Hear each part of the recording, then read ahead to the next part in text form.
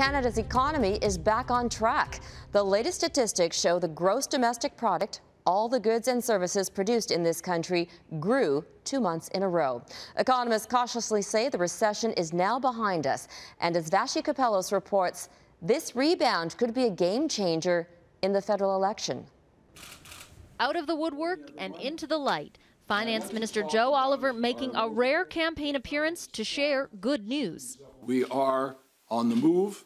Our economy is growing. New data shows Canada's economy grew by 0.3% in July, exceeding expectations and driven by gains in oil and gas. It's the second month of GDP growth after 5 straight months of declines. It is a modest recovery, but I think we finally turned the corner. The economy's earlier downturn met the technical definition of a recession and has factored heavily into the election campaign. Canadians need help now. Liberal leader Justin Trudeau appears to be banking on a weak economy, promising to spend and invest to spur growth. Is your plan predicated on a false assumption? Our plan isn't based on the past few months.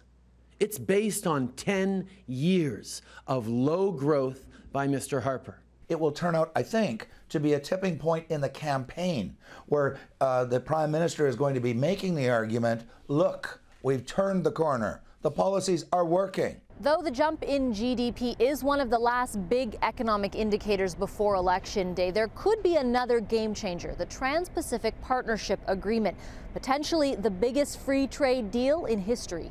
High-level negotiations billed as a final round are underway in Atlanta to try and hash out an agreement by the end of the week. But sources inside the talks tell Global News the deal isn't a sure thing.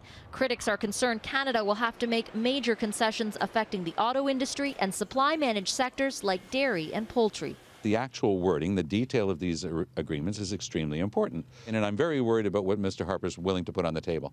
Heading towards Election Day with TPP finalized could help Conservatives, but that depends on what they sacrifice to get the deal, if they get one at all.